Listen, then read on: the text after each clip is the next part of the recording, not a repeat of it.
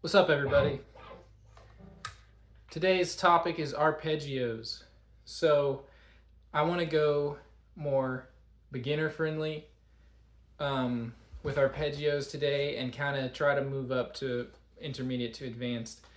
I'll go quickly over what exactly is an arpeggio, but I also want to cover how to sweep them for beginners and how to visualize these arpeggios, how to construct them and visualize them based on what key and chords you're playing over and whatnot. So I hope you find that useful. We're going to jump right into it. First things first, I'm going to put some timestamps in the description, so if you already know what an arpeggio is and if you already have an idea of how to sweep, you're just looking for a little bit more advanced tips, check the timestamps, skip around, because I'm going to start kind of ground zero here. So if you don't know what an arpeggio is, it is very similar to a triad or a chord. You know, if you look at a C major chord, that is made up of the root, the major third, and the perfect fifth. Arpeggios are pretty much the same kind of thing, but we're not playing them like a chord. We are singling the notes out. So if you were to play a C major arpeggio, you're going to have, let's do it up here at the 15th fret of the A string. You're going to have your root, your major third, your fifth, your root, and then your major third again, and then your fifth again. So if you were to just do a 3-note arpeggio, you know, it would just be like that. Just like root, third, fifth. And the only difference between a major and a minor arpeggio is that third. So pretty much, I mean, unless you're getting kind of weird, all your arpeggios are going to have the perfect fifth. So it's going to have the root and the perfect fifth. And then a major one is going to have your major third. A minor one is going to have your minor third. So there's a whole C major arpeggio going root, major third, perfect fifth, root, major third, perfect fifth. Now if we were to make that minor, all we're going to do is diminish the major third, make it a minor third. All that means, if you don't know, is dropping it down a half step. So instead of, you have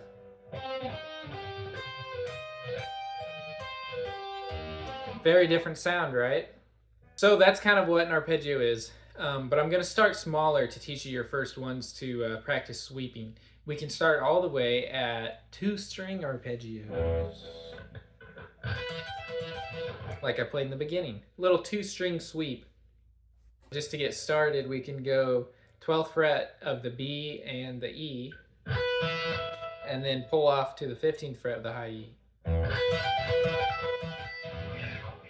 So to give a quick explanation on sweeping, if you don't know, imagine you have an idea. You know, you're picking across the strings fluidly without stopping, but you're not strumming it like a chord, like you're not going, but you're going. So what most people will teach, and I highly recommend this, is start out with just your right hand. Just mute your strings and get in the feel of just doing this. Okay?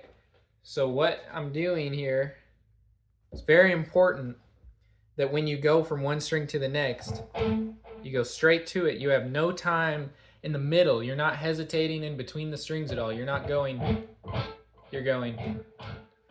See the difference there? So as soon as I pick through the A string, my pick is already resting on the D string. And as soon as I pick through the D string, I'm already resting on the G. Okay, so you can start slow like that. That's still sweeping, even if you're doing it slow like that. And You don't have to right away, but at some point I would highly recommend doing this with a metronome.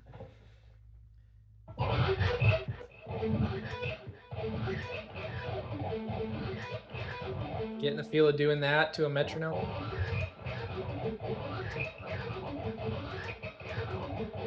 Just start slow.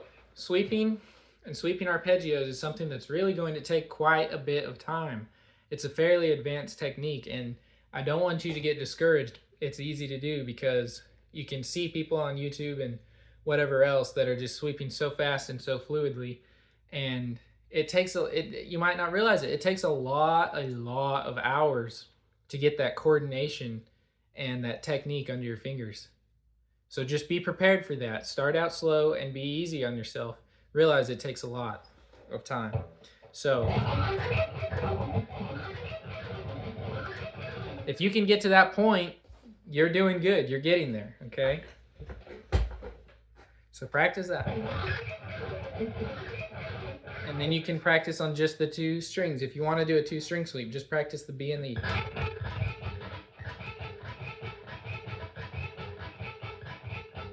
It's kind of like economy picking here. I'm just going like down, down, up, down, down, up, down, down, up.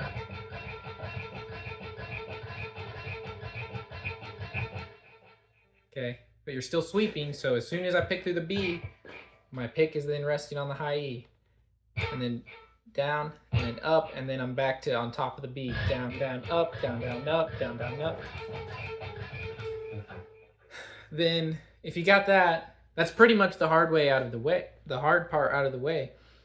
Because then all you're doing is holding here and pulling off here. It's not that hard. The left hand has it easy, really. So once you get going,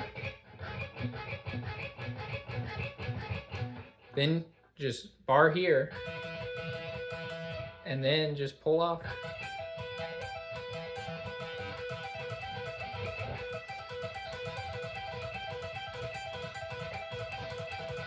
So there's a little 2-string sweep. I believe that would be considered a second inversion of an E minor arpeggio because we're using the notes that are in an E minor arpeggio, which is E and G and B. But we're not playing them in that order. If we were, it would be it actually would just be a regular E minor arpeggio. And then if we were starting on the minor third, G, then it would be a first inversion minor arpeggio. And if you start on the 5th, like we are in this case, starting on B, then it would be a second inversion E minor arpeggio. Okay? Now, if you wanted to do like a regular, say a B minor arpeggio, you can go B and then 10th fret of the E, get your minor third in there, and then your perfect 5th.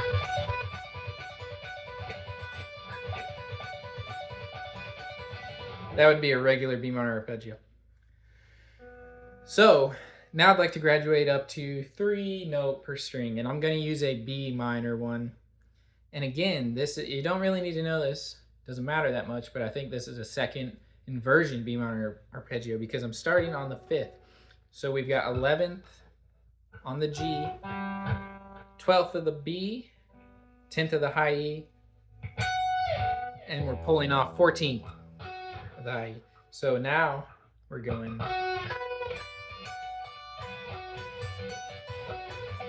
So once again, you can practice this with just your right hand, starting the G, sweep down, sweep back up. Once you get to the B, though, you're going back to on top of the G. So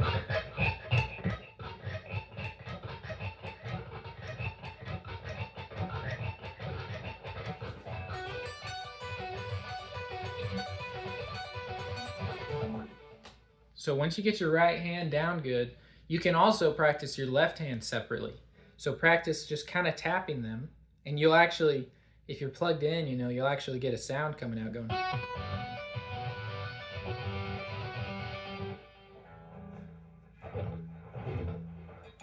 Maybe if I get a little hair tie in here, it'll make that sound better. See, I'm not even using my right hand at all. But yeah, start slow with that.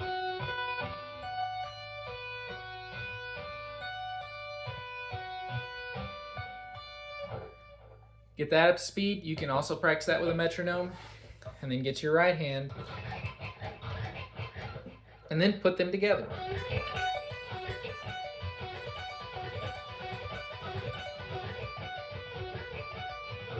And if you're stuck at a slow pace for a while, that's perfectly normal. Okay? It might take you a while to get to that kind of speed. It did me. And I would like to get that faster. There are people that can do that way faster. You know? Can do it way faster than that even. But don't need to worry about that. If you're, as long as you can, it's very, very important that you just make sure that you are doing the right technique from the beginning.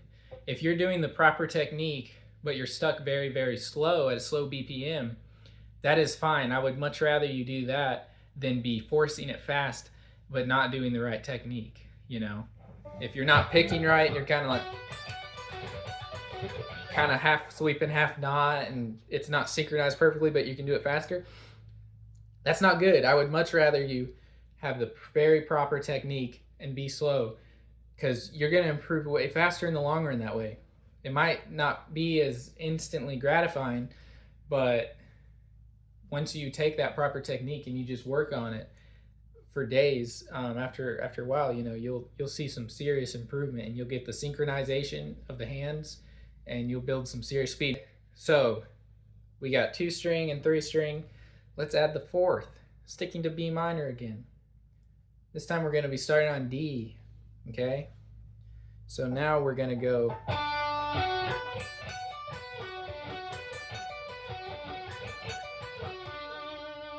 I don't do arpeggios much starting on the D string. I usually do the 3-string ones and then the one starting on the A. So I kind of just skip this one. I'm not as practiced on this one, but I'm just going through each kind of step, so we can kind of gradually increase in difficulty. So this one is the same exact thing as the 3-string, the same exact thing, but we're going to be starting on the 12th fret of the D string. So you're going.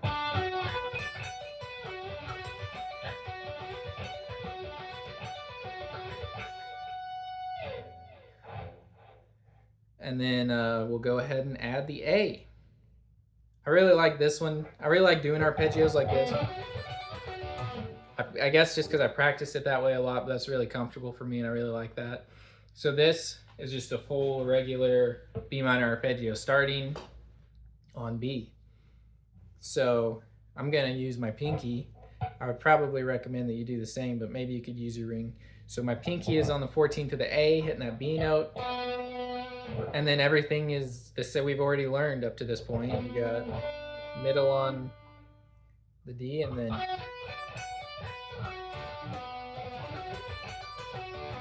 just start off slow like that.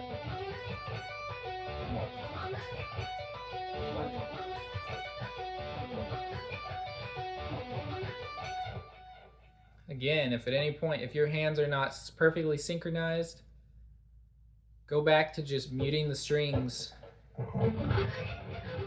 and doing that.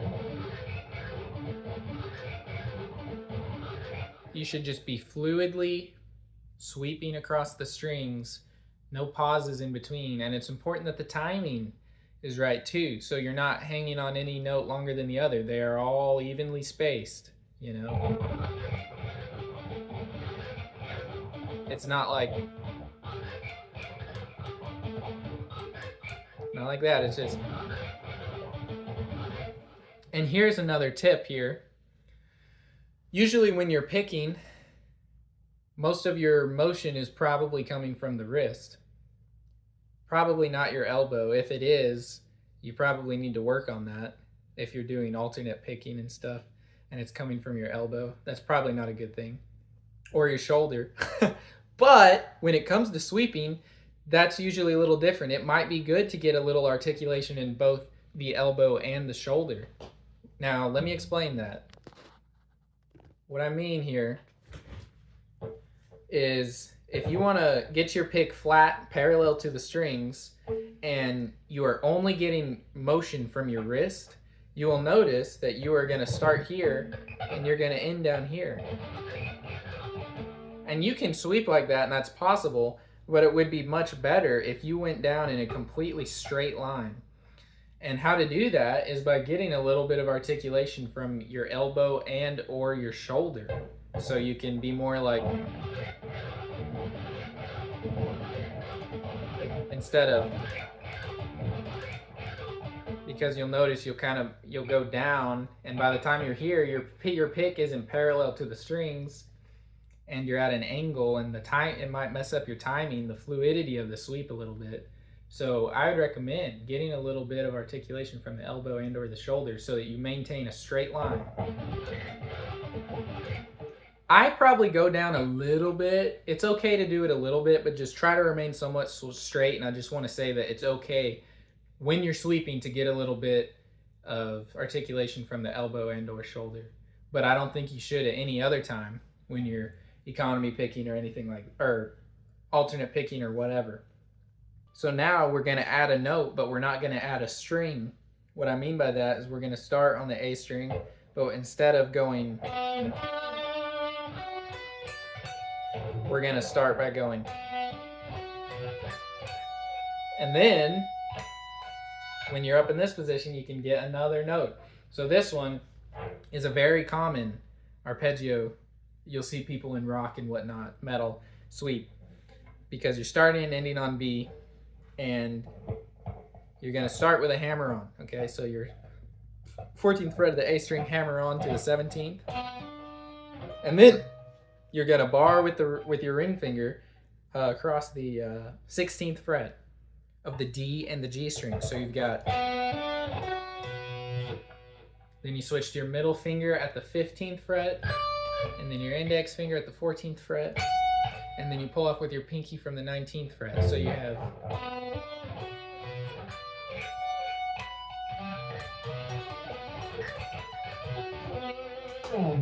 some people might find that easier than going.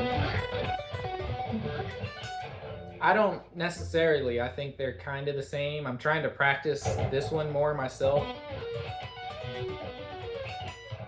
But to me, it's a little awkward to go from that to barring, and then that, and get them all to come out cleanly.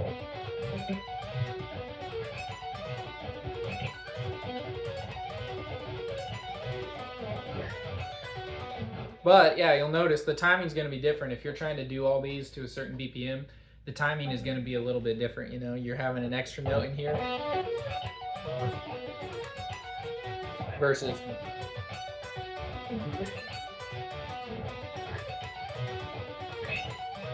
before we move on, one other thing I'd like to show is go back to the beginning here when I was talking about a major arpeggio and I gave you the rundown of a C major arpeggio. Let's do that one time like this.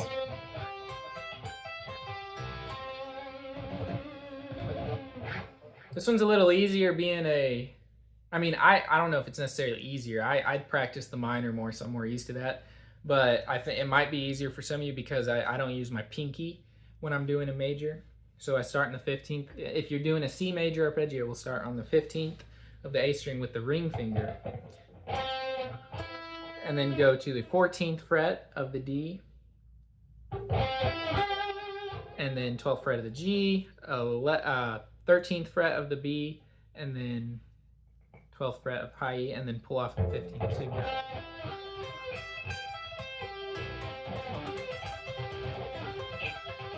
so that's a major versus a minor. One thing, a little bit more of an advanced technique I wanted to cover real quick. If you made it this far and you're getting pretty good at these and you want to add even more spice to it, you can do these with the minor too, but I usually prefer doing it to the major for some reason, is adding a little bit of a tap, or a tap and pull off, or a tap and slide and pull off on top of this arpeggio. So we'll go.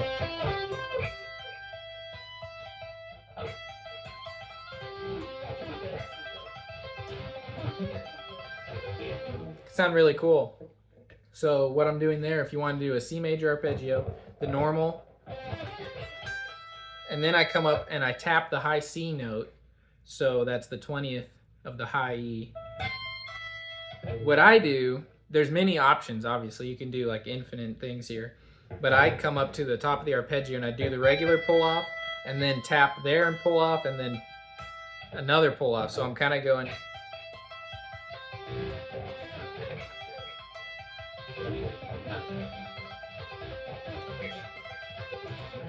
If you want to add even more flair to that, you can do the same thing, but something like that, like tap and slide it up like a.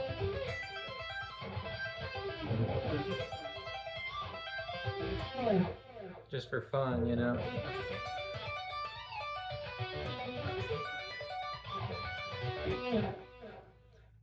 I haven't practiced that enough, but you can make some really cool stuff with that.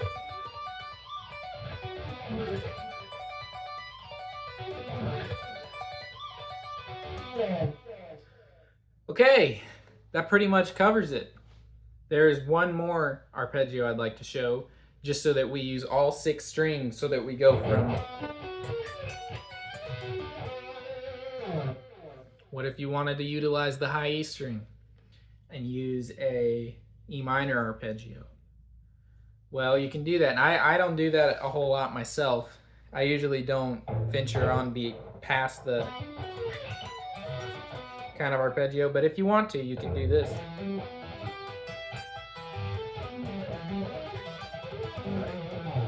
If you want to do that, you hammer on 12th fret of the E to the 15th, and then you bar across the A and the D on the 14th, and then you bar across the G, B, and high E on the 12th fret. So you've got, and then pull off 15th and back down.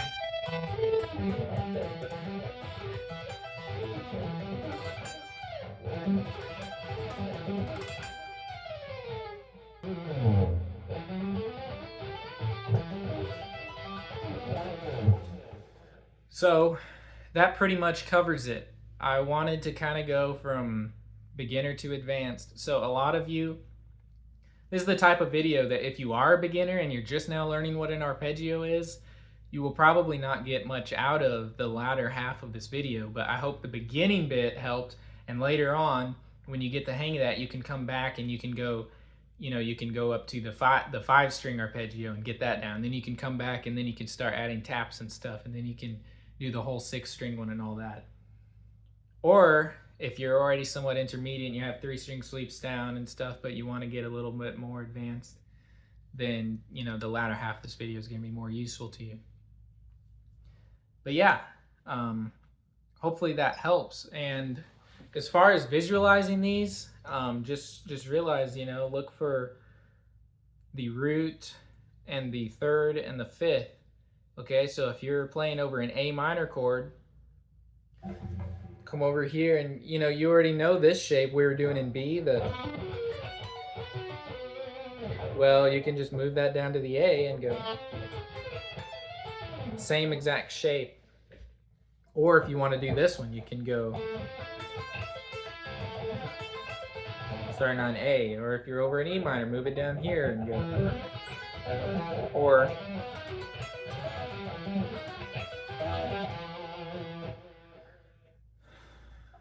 whatever, you know, just have fun with that. You want to do a 3-string on the A. I mean, let's say you're playing over an E minor chord and you want to do a 3-string sweep. Well, we got your root note there, and then that looks like your minor 3rd, and that would be your 5th, and then you can pull off on the E. So you could make this kind of stair step pattern here.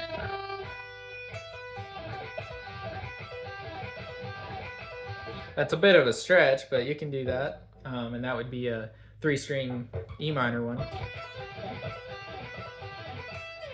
So once you kind of get the hang of that, and you know if you're over minor, you're going to look for the root and the minor 3rd, perfect 5th. If you're over major, you're going to look for the root and the major 3rd and the perfect 5th. And you can find those anywhere and do them 3-string, 4-string, 2-string, 5-string, whatever. And figure out your own, and you can make some solos over that. And I definitely want to encourage you to not just sweep up and down them. If you're going to be trying to utilize arpeggios and triads for solos and be creative with them, don't just sweep up and down them. There's a time and a place for that. You can do that, but There's lots of other things you can do too, just utilizing those notes. And if you're trying to make a creative song or solo, I would recommend that you don't limit yourself. You don't just do arpeggios and triads, and you definitely don't just sweep up and down them, but you utilize the scale.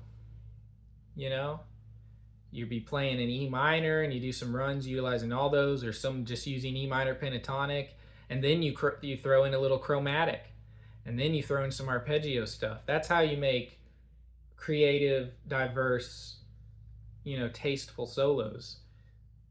Don't limit yourself to anything. I don't want to hear a solo that is just sweeping up and down arpeggios and that's it.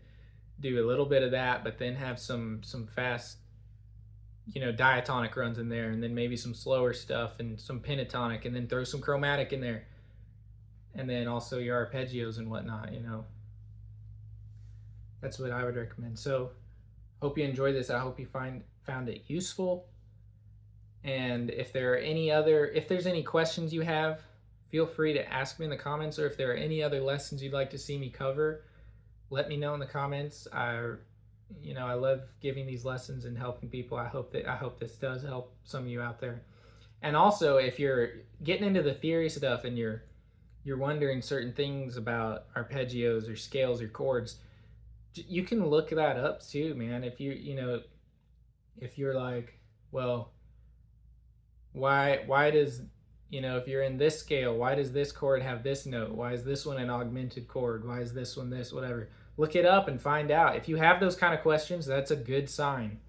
That's a green flag, I think. If you start to figure out those kind of questions, you have to know what to ask first. And if you have a bunch of these questions, then that's good. Try to find, if that just shows that you have the interest, and you can find that out.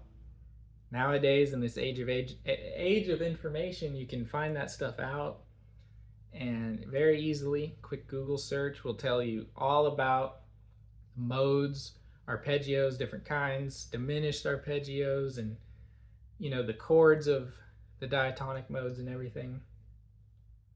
So I hope this sparks some interest, motivation, and some questions, and you can find that out and become a better, more well-rounded guitarist. All right, thank you for watching. We'll see you guys in the next one.